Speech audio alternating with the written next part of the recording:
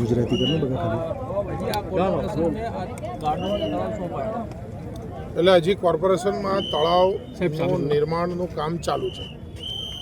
તળાવમાં વરસાદના પાણી જે પાણી ભરાયા છે ત્યાં જે કંઈ પાણીમાં ગંદવાડ હોય એને સાફ કરવા કોર્પોરેશનની બોટ હોય એવું પ્રાઇમા ફેસી જે અધિકારીઓ પાસેથી મેં જાણ્યું એ મુજબ એ બોટ અહીંયા હોય છે.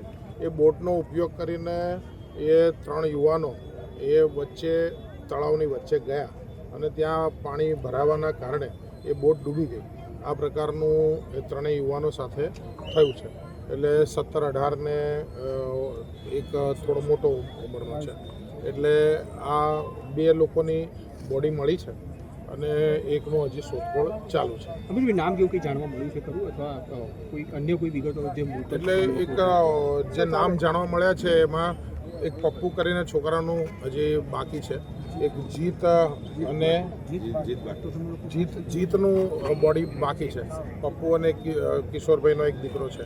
આ બંને લોકોનું બોડી ખાલી રમવા માટે અંદર બોટમાં ગયા કે વિસર્જન માટે ગયા? એટલે બેઝિકલી શું છે કે છે તો નિર્માણાધીન તળાવ.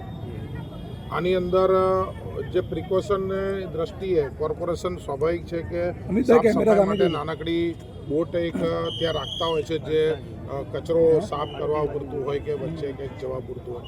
તો એ બોટનો ઉપયોગ એ આ યુવાનોએ કયા કારણસર કર્યો એ જાણવાનું બાકી.